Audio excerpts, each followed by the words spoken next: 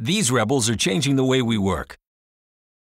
Get the power to transform the way you work without having to change your workflow. Now all the insights you need are only one click away with Lexis for Microsoft Office.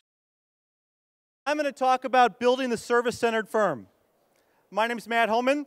I'm an innovational speaker, creative facilitator, and a dad to Gracie. So the question that I want to ask the crowd here is that what if you built your practice to serve only your best customers?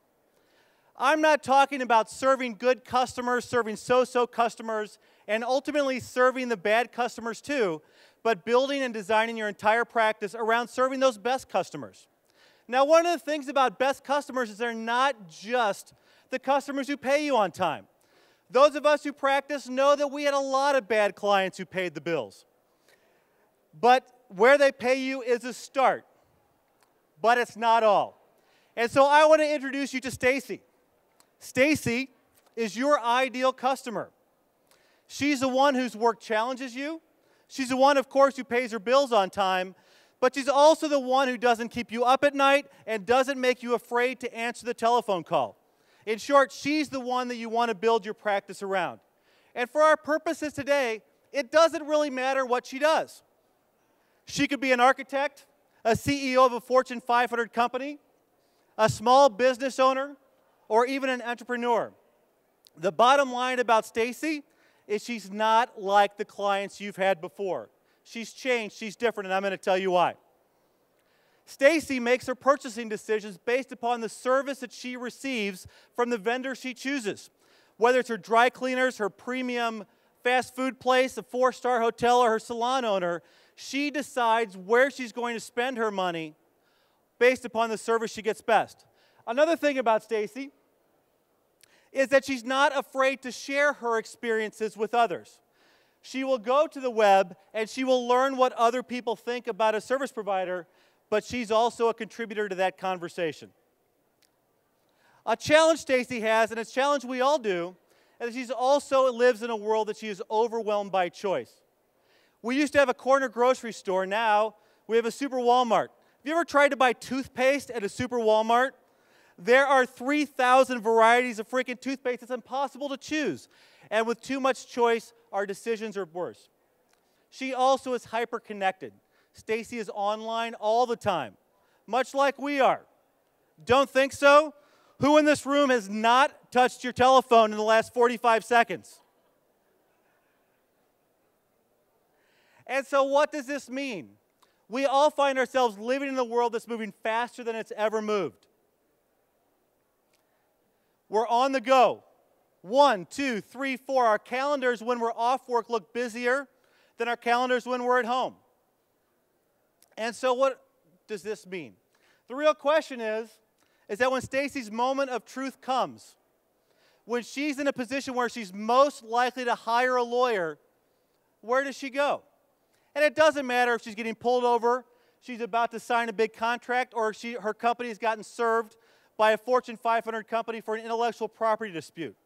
It used to be she'd turn to the neighbor. She'd pull the home improvement, talk across the fence to her neighbor and ask her, who did you hire?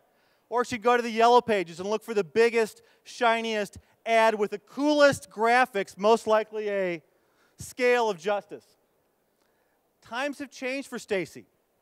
Now when she wants to find a lawyer, she's going to engage in the exact same kinds of behavior that she engages in for every other service provider she wants to buy. She's going to go to the web. She's going to look at Angie's List. She's going to look at Twitter. She's going to query her friends on Facebook. And ultimately what she's going to find is that there's a lot of information out there about you, including information like this. Who's had a disgruntled client that's been crazy? Are they crazy because they were disgruntled with us? Probably so. But ultimately, when that disgruntled client walks out of your office and tells the world about you, he's telling Stacy. It used to be when my clients were unhappy with me, they had a small circle of friends to tell, and those friends knew they were crazy too. Now we're in a situation where that crazy client changes your life. And so where do you start?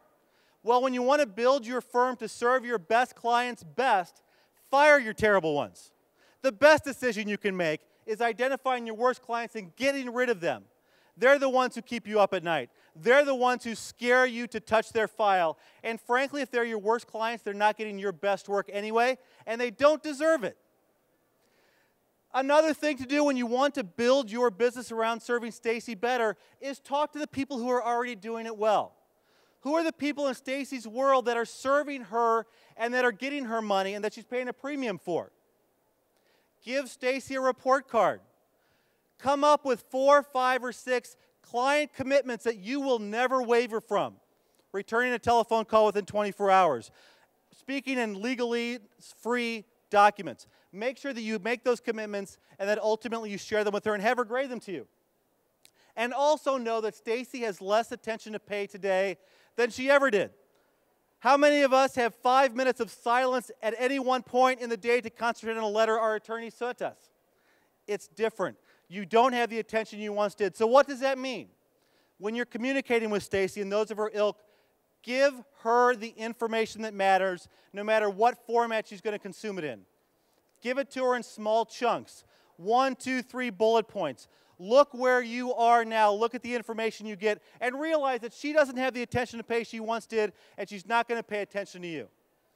Unless and until you build your practice to serve your best clients best, you're ultimately going to fail. You're going to be serving terrible clients. You're going to be unhappy.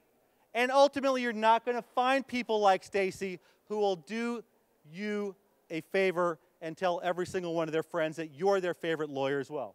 Thank you very much.